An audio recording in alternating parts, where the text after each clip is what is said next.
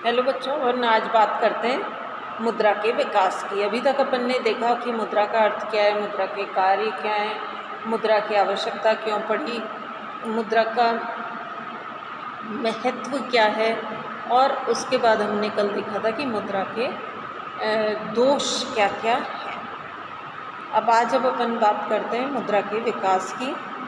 तो पहले भी हमने ये देखा है कि वस्तु विनिमय प्रणाली की कठिनाइयों से बचने के लिए मुद्रा का आविष्कार हुआ। समय समय पर कई तरह की वस्तुएं मुद्रा के रूप में कार्य करती रहीं, जिसमें पशु, चाय, चीनी, नमक, कौड़ियाँ आदि मुख्य थे। लेकिन कीमती वस्तुओं ने मुद्रा के रूप में अपना वर्चस्व कई समय तक बनाए रखा। कीमती धातुओं का आभूषण के रूप में भी मूल्य हमेशा रहा है और इन्हें अधिकांश व्यक्ति भुगतान के रूप में स्वीकार कर लेते हैं और इनका बहुत छोटे छोटे अंशों में विभाजन भी संभव है। तो मुद्रा के विकास में अगर हम देखें तो जो सबसे पहले और सबसे ज़्यादा लंबे समय तक बनी रही वो धातु मुद्रा थी। तो शुरू से ही धातु मुद्रा का प्रचलन काफ़ी रहा है। प्रारंभ में सिक्कों पर अंकित मूल्य उनके धातु के मूल्य के बराबर होता था, जिसके लिए काफ़ी धातु की आवश्यकता पड़ती थी। लेकिन बाद में सिक्कों का अंकित मूल्य उनके धातु मूल्यों से अधिक कर दिया गया, जिसका अर्थ ये हुआ कि उनमें शुद्ध धातु का अंश क्रमशः घटता चला गया। सिक्के चलाने वाली संस्था के विश्वास पर सिक्के व्यवहार में चलने लगे। इस व्यवस्था ने आगे चलकर पत्र मुद्रा के लिए एक बेस तैयार कर दिया।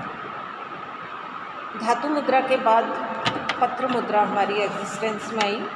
पत्र मुद्रा के पीछे शुरू में तो एक्चुअली धातु मुद्रा की अपनी कई कमियां थी, जिसमें सबसे बड़ा जो दोष इसका था वो था कि इसमें कीमती मुद्रा का नुकसान बहुत ज़्यादा या उसकी घिसावट बहुत ज़्यादा होती है।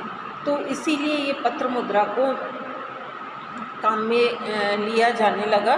तो प्रारंभ में पत्र मुद्रा के रूप में 100% स्वर्ण कोष रखे जाते थे और जिनका उपयोग आवश्यकता पड़ने पर पत्र मुद्रा को बदलने में किया जा सकता था। तब देश में स्वर्णमान ही माना जाता था और ये महसूस किया जाने लगा, बाद में फिर ये महसूस किया जाने लगा कि पत्र मुद्रा के पीछे आंशिक रूप से कोष रखना भी पर्याप्त होगा।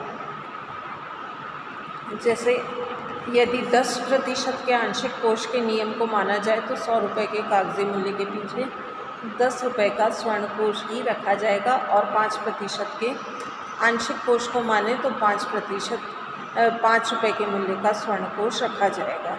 आंशिक कोष की विधि के पीछे मान्यता ये थी कि सारी निर्गमित पत्र मुद्रा स्वर्ण में परिवर्तन के लिए एक साथ प्रस्तुत नहीं की जाएंगी। पत्र मुद्रा सरकार में जनता का विश्वास होने से चलती है और जनता इसे स्वर्ण में बदलना आवश्यक नहीं समझती, इसलिए आंशिक धातु कोष की व्यवस्था चलती रही और इस व्यवस्था में पत्र मुद्रा चलाने वाली संस्था पर भी थोड़ा अंकुश बना रहा। लेकिन बाद के चरण में पत्र मुद्रा की स्वर्ण में परिवर्तनशीलता पूरी तरह से बंद कर दी गई और अपरिवर्तनीयशील करेंसी जो थी वो हमारी सरकार के विश्वास पर आश्रित करेंसी बन गई। तो यहाँ से आश्रित करेंसी या फिएट करेंसी इसको हम कहते हैं, उसका जन्म हुआ और अब जो पत्र मुद्रा है वो पूरी तरह से सरकार के विश्वास पर चलती है। आज का कागजी नोट इसलिए मूल्यवान होता है क्योंकि वो सामान्य रूप से स्वीकार किया जाता है। प्रत्येक व्यक्ति इसे मूल्यवान मानता है, इसलिए यह मूल्यवान होता है। इस बात से इसके विनिमय के माध्यम के रूप में होने के कार्य पर कोई प्रभाव नहीं पड़ता है।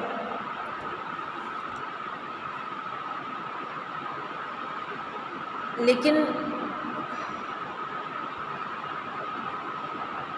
इससे इस पत्र मुद्रा का दुरुपयोग भी हो सकता है, क्योंकि पत्र मुद्रा सरकार की इच्छा अनुसार निकाली जाती है जिससे मुद्रास्फीति का भय उत्पन्न हो सकता है। तो कई देशों में पत्र मुद्रा का अनियंत्रित विस्तार मुद्रास्फीति का मुख्य कारण माना गया है।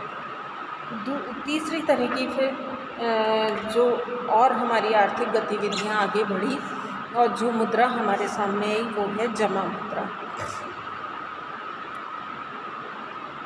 पहले व्यक्ति मुद्रा को अपने घर में ही अपने पास में बचत के रूप में रखते थे, जिसके ऊपर उन्हें किसी तरह का कोई ब्याज या किसी भी तरह का कोई प्रतिफल प्राप्त नहीं होता था।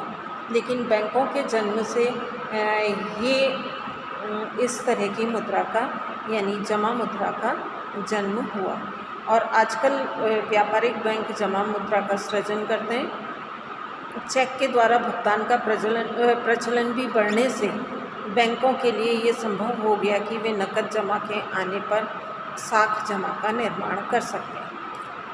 चेक स्वयं मुद्रा नहीं होता और न ही ये मुद्रा का स्थानापन्न होता है। बैंक अपने ग्राहकों को ऋण देते हैं जिसका उपयोग वह चेक के द्वारा भुगतान करने में कर सकता है।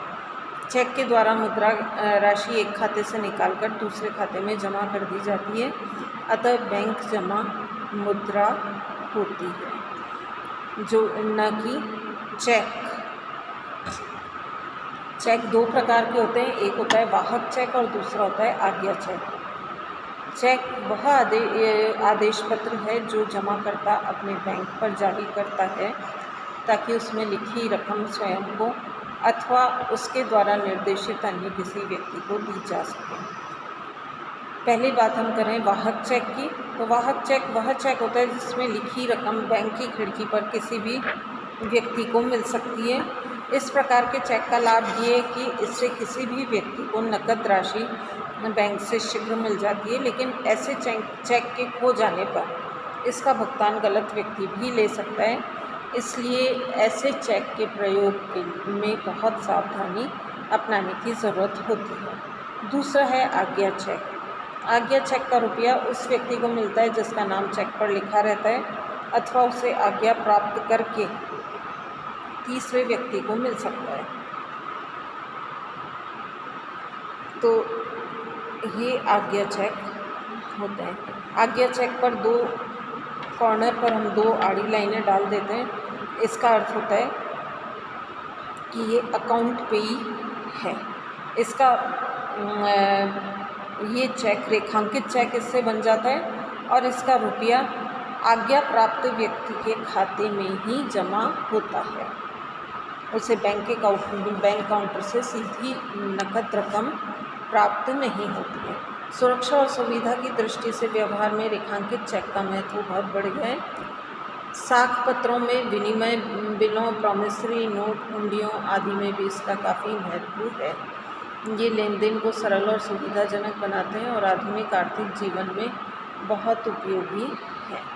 बैंक थोड़ी नकद राशि के आधार पर अधिक मात्रा में जमा मुद्रा प्राप्त करते हैं। जमाएँ दो प्रकार की होती हैं, मांग जमाएँ जिन्हें बैंक ग्राहक के मांगने पर वापस करता है और अवधि जमाएँ जो किसी निश्चित अवधि के बाद ही वापस की जाती हैं। अवधि जमाओं को मुद्रा के समीप माना गया है और प्राय मुद्रा के सिक्कों, पत्र मुद्रा और मांग जमाओं को इसमें शामिल किया जाता है। अब हम बात करें मुद्रा की प्रकृति। मुद्रा की प्रकृति के संबंध में कहा जाता है कि ये एक साधन है, न कि साध्य है। ये मानवीय आवश्यकताओं को संतुष्ट करने का एकमात्र साधन है। मुद्रा का अपने आप में कोई महत्व का कोई मूल्य नहीं होता है। मुद्रा में वस्तुओं और सेवाओं को खरीदने की शक्ति होती है। लोग मुद्रा को जुटाने में इसीलिए लगे रहते हैं कि वे अधिक मात्रा में वस्तुओं और सेवाओं का उपयोग करने की शक्ति प्राप्त कर सकें। आधुनिक अर्थशास्त्रियों के अनुसार एक अर्थव्यवस्था के संचालन में मुद्रा का केंद्रीय स्थान होता है। मुद्रा की पूर्ति के आर्थिक जीवन पर व्यापक रूप से प्रभाव पड़ता है। कीन्स और उसके बाद की विचारधारा में मुद्रा को आर्थिक क्रिया का निर्धारक तत्व माना गया है। मुद्रास्फीति और मुद्रा संकुचन मूलतः मौद्रिक दशाएं ही हैं। आजकल विकसित और विकासशील देशों में मौद्रिक नीति और मौद्रिक प्रबंधन का महत्व बहुत बढ़ गया है। भारत में मौद्रिक नीति पर प्रकाश डालते समय 1985 में चक्रवर्ती पैनल ने भी मौद्रिक लक्ष्य निर्धारित करने पर बल दिया था, जिसके अंतर्गत मुद्रा की पूर्ति को नियमित करने पर जोर दिया गया था। मुद्रा की पूर्ति तथा वास्तविक राष्ट्रीय आय की वृद्धि में परस्पर तालमेल होना आवश्यक माना गया है। अब हम बात करें मुद्रा के वर्गीकरण की। तो कीन्स ने मुद्रा का वर्गीकरण विभिन्न अर्थशास्त्रियों ने मुद्रा का वर्गीकरण किया है और ये वर्गीकरण के कई अपने अपने आधार हैं। अब ये वर्गीकरण कैसे किया, किसने किया और क्या वर्गीकरण है, ये सब अपन अब कल देखेंगे।